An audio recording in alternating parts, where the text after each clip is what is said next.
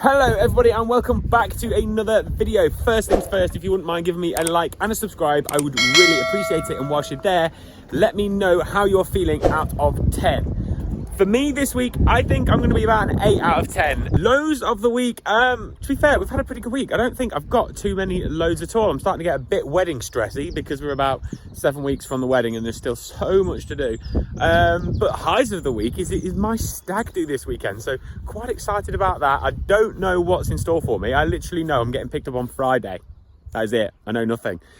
So I suppose you'll find out next week what actually happens, but I'm quite excited one way or another. I think it's going to be good fun. They're a good bunch of lads and it's going to be an interesting weekend, I think. Now this week I wanted to talk to you about this contraption I've actually got slung over my shoulder because I want to talk to you about grass. We've started measuring our grass this year for our rotational grazing so that we can budget it and have sort of more accurate grazing of our cows. And I want to just talk you through how we do it, why we do it, the pros and cons of it, and yeah, just show you how it's all done.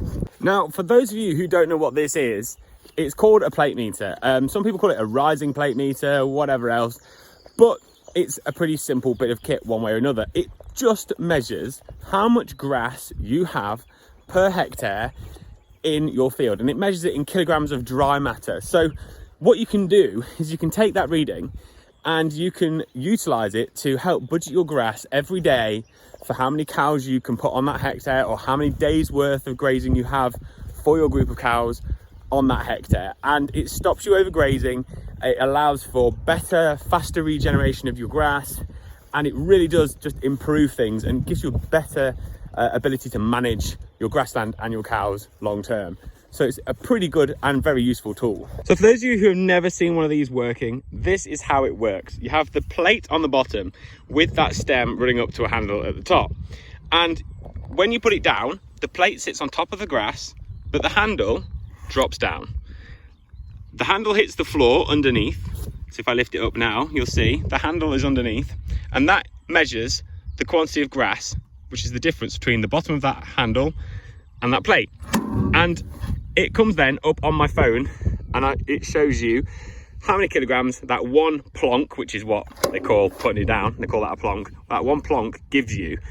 And then when you plonk it down as you walk across the field, it starts to average out the amount you have in that hectare. Now this plate meter is the Jenquip EC20, which is the sort of top of the range one. You can get lower down the range ones that have a little screen on there, and on that screen it actually tells you what the average is for that hectare, and then you write it down when you're finished and it just averages it out for every plonk, and then you will reset it and move to your next hectare or next paddock or whatever it might be. This one, however, works directly to my phone. So what I'll do is I'll use it now and I'll put a little bit of a screenshot up in the screen so you can see how it comes onto my phone.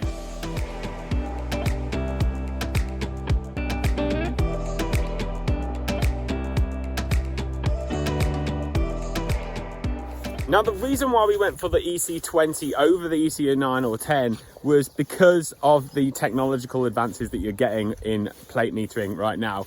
They're just about to start and bring out a device that actually helps yield monitor your grass and sort of yield map it. And you get that to work with an EC20 because this actually links with GPS to the satellites, and it takes a measurement and links every single plonk that you put down. So every time you put it down and measure grass, it will take a measurement from that part of the field and links it to there.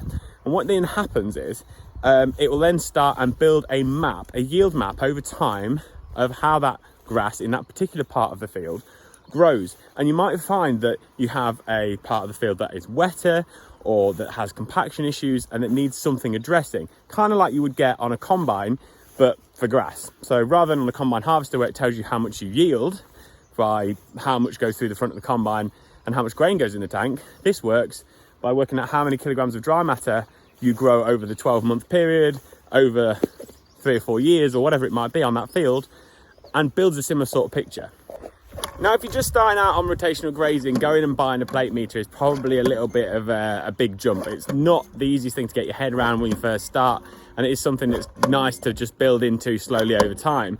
And if you are just starting, I would suggest just using the rule of threes. The rule of threes is that when you grow grass, or most of the grass is ryegrass, and ryegrass only ever gets to 3-leaf stage. So when you get the 4th leaf emerge on ryegrass, the 1st leaf actually dies. So although that leaf gets longer, you don't actually get more grass. So if you graze it at the 3-leaf stage, that's the point at which it is the most nutritious, has the best digestibility, and it is also still a fully mature plant. Leaving it longer will make the plant longer, but it won't actually make it a 4 or 5 leaf plant. Rule number 2 is don't graze your grass for longer than 3 days. And the reason for that is that grass starts to rejuvenate and regrow after 3 days. It takes that long for a response from the roots to be able to say, actually, you know, something's happened here, we've been eaten, we need to grow again. And after the 3rd day, it will start and put a shoot out and recover. The trouble is, if you leave the cattle on for longer than 3 days, that new growth is so sweet and so nutritious that they'll start and eat it. And then the plant goes into a stage of self-preservation. And what it will do is it will stop growing and it will hold itself back as much as it possibly can in order to protect itself. So if you can then take your cows off after 3 days, at maximum, and move them on, what you're then going to do is you're going to allow that plant to grow back as fast as it wants. And again, later on, you'll be able to graze it and it won't ever stall, it won't stop growing, it won't hold itself back. And finally, rule number 3 is to leave a 3-week window between taking the cows off and putting them back on again. Now, I would suggest leaving as long as you possibly can, but you don't want to get to the point where your grass is that long that the cows actually waste it by trampling most of it. But you do want to let it rejuvenate for at least 3 weeks in order to get the most out of your grass. Those rules are really important, and that's kind of what we used to use when we were just first starting out in rotational grazing. We didn't have a plate meter, we didn't measure our grass, but if we stuck to those rules, we grew so much more grass than what we'd ever grown before, and it made a huge difference, which is what then brought us on to looking at budgeting our grass accurately for our cows every day and using the plate meter to actually grow it. So let's talk budgeting grass. Here, where I'm stood, is a paddock that we actually grazed yesterday, and the other side of that fence there, where these guys are, is today's paddock for them. And what we try to do is we try to leave a residual amount of grass of around about 1,500 kilograms of dry matter per hectare, which kind of sounds complicated, but just think of it as 1,500 kilograms of grass in here. And we put those cows into there this morning, and I don't know what the actual reading was. I could look on my phone because we've got the Agrinet app, which has just come out a couple of weeks ago, which is now what we use in order to work out on each hectare exactly how many days worth of grazing we've got. But let's just say, I think last week there was around about 2,200 kilos in there. So we can give them the amount of grass that they need for that one day. Now, these are my older stabilizers, and they're also in with some of these blue heifers. I've got my new bull as well. You can see him there. Lovely little bull.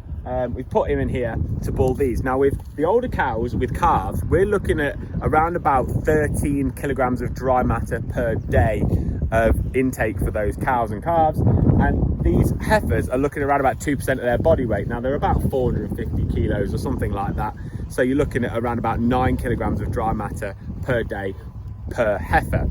So we can then take the amount that we've got in this one group, multiply that out and work out how much grass they need for that one day, and then give it to them. So if they need a hectare's worth of grass, they can have a hectare's worth. If they need a quarter of a hectare, we give them a quarter of a hectare, just depending on how much grass is in that paddock.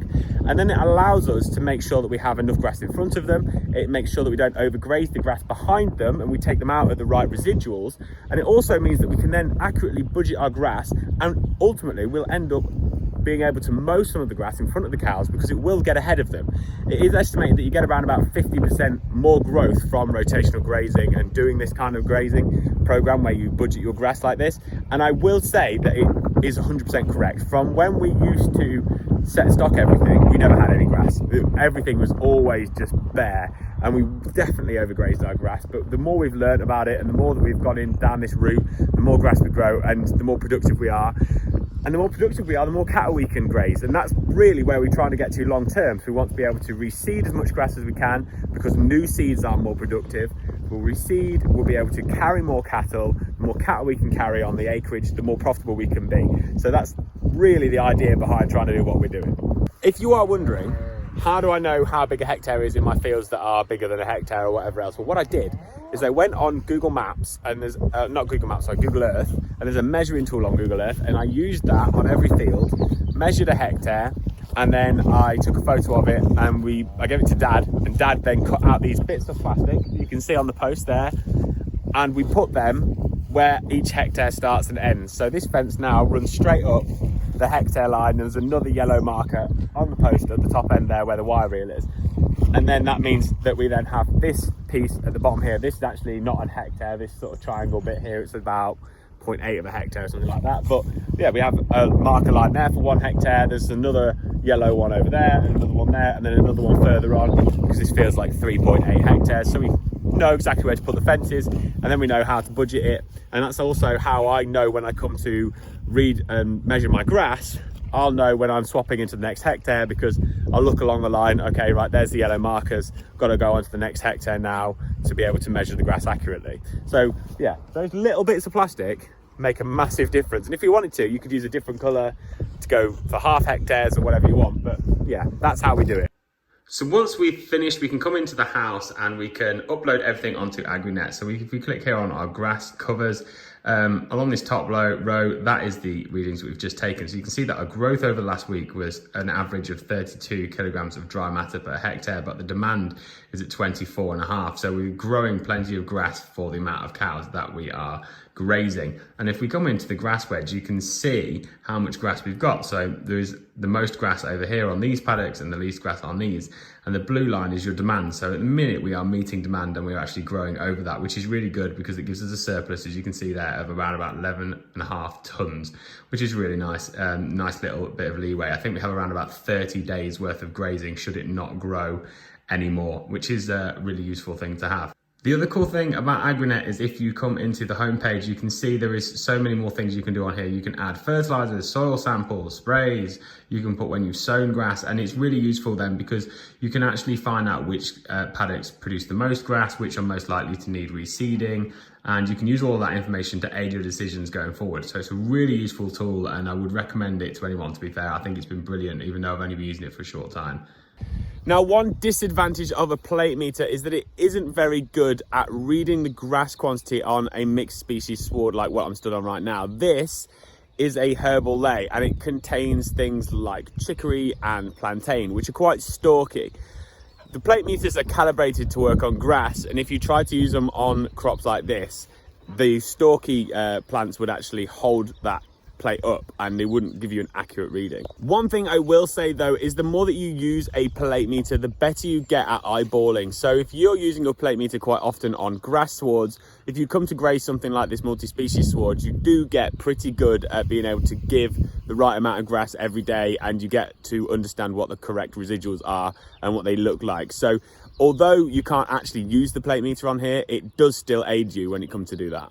And with all that said, thank you very much for watching. If you wouldn't mind giving me a like and a subscribe, I would really appreciate it. And whilst you're there, let me know how you are feeling out of 10. Now, I really need to crack on because I've got some jobs to go and get done before I get picked up just after breakfast for this stag do. Haven't got a clue where I'm going still. Not been too pushy in finding out. Quite excited, but hopefully I'll survive. And you'll have a video for next week. But until then, guys, have a great one. See you all soon. Bye.